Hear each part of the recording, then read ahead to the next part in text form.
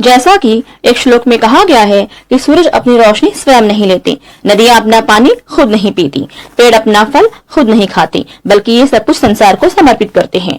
बिल्कुल ऐसा ही किया है इलेक्ट्रिक बल्ब के महान आविष्कारक थॉमस अल्वा एडिसन ने। थॉमस अल्वा एडिसन ने छोटे बड़े कई आविष्कार किए, लेकिन उनका वो आविष्कार जिसने रात के अंधेरे में डूबी दुनिया को रोशनी दिखाई, वो था इलेक्ट्रिक बल्ब, जो आज हम सभी के घरों में मौजूद है। चलिए शुरुआत करते हैं उनकी कहानी की। थॉमस का जन्म 11 फरवरी 1847 की रात को अमेरिका के ओहियो राज्य में हुआ। उस वक्त भारी बर्फ पड़ रही थी। पिता का नाम सैमुअल और माता का नाम नैन्सी था।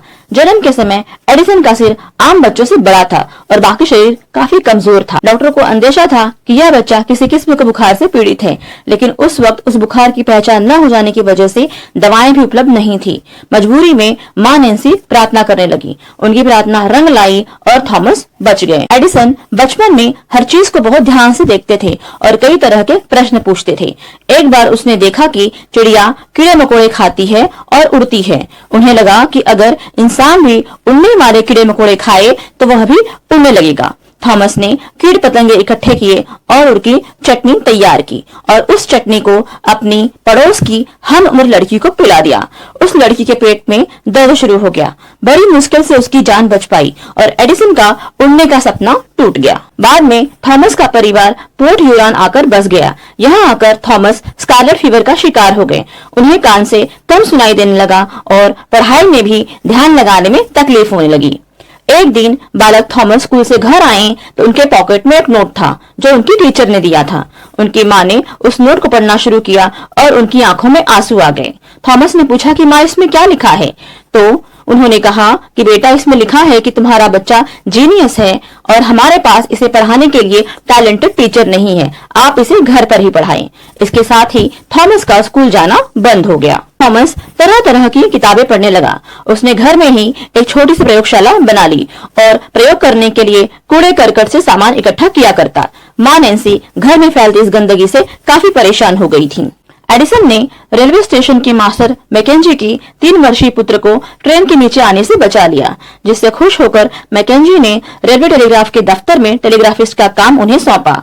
एक बार उनकी असावधानी के कारण एक बड़ी दुर्घटना होते होते बची। बाद में उन्हें उस जिम्मेदारी के पद से हटा दिया गया। कुछ दिन तक थॉमस यूं ही यहाँ वहाँ घूमते रहे। उसके बाद उन्हें एक टेलीग्राफ के दफ्तर में काम मिल गया। दरअसल रात की नौकरी के लिए उस वक्त कोई तैयार नहीं होता था। उन्हें वहाँ नौकरी मिल गई, लेकिन उनका यह काम भी ज्यादा दिन तक चल नहीं पाया।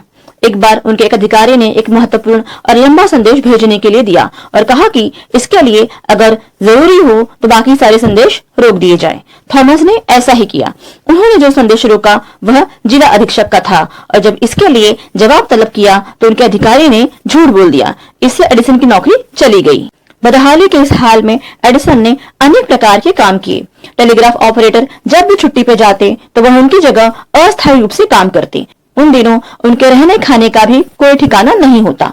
अक्सर वह टेलीग्राफ दफ्तर के बैटरी रूम में रहते, जहां सल्फर के अम्ल की तेज गंध होती। 13 वर्ष की आयु में ही उन्होंने रेल के डिब्बे में वीकली हेरोल्ड नामक पत्रिका को छापा और उसका संपादन भी किया। एडिसन का दिमाग ज्ञान का भूखा था। वह न केवल किताबें पढ़ते बल्कि उसे समझकर लिखा भी करते। 20 वर्ष की आयु में ही बोस्टन स्थित टेलीग्राफ कंपनी में काम करने के समय खाली वक्त में उन्होंने एक विद्युत चालित वोट रिकॉर्ड मशीन बना डाली और उसका पेटेंट भी करा लिया। अब कुछ लोग थॉमस के आविष्कार में पैसा लगाने के लिए तैयार हो गए। एडिसन की मुलाकात बैचलर नाम के एक व्यक्ति से हुई जो मशीनों के काम में अति कुशल था। दोनों ने मिलकर छोटे बड़े कई सुधार मशीनों में किए। एडिसन का कारोबार फैलता जा रहा था और उसने मेनलो पार्क में एक प्रयोगशाला खोली। उन्होंने फोनोग्राफ, बेतार के तार तथा विद्युत रेलवे में कई सुधार किए।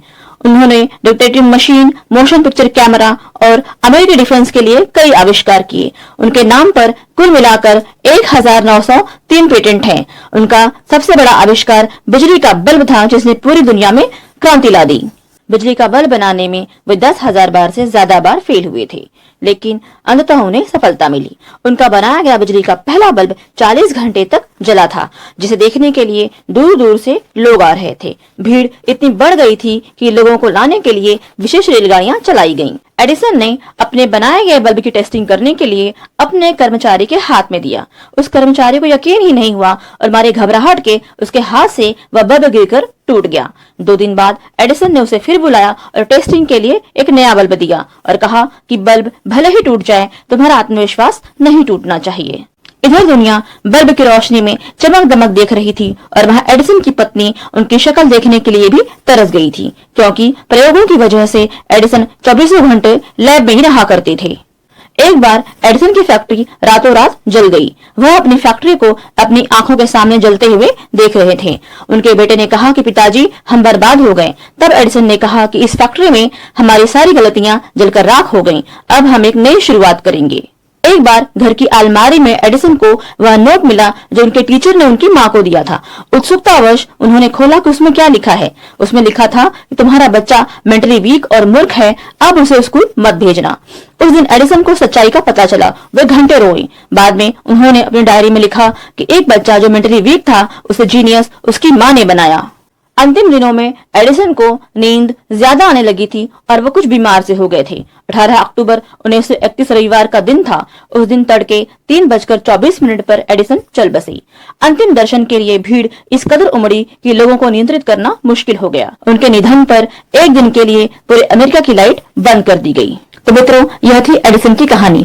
आपको अगर यह वीडियो अच्छा लगा हो तो इसे लाइक और शेयर करना न भूलें। इसके साथ ही हमारे चैनल को सब्सक्राइब करें और साथ में लगे बेल आइकन को प्रेस करके ऑल पर क्लिक करें, ताकि जब भी हम अपना नया वीडियो अपलोड करें तो आपको उसकी नोटिफिकेशन जरूर मिले। Thanks for watching.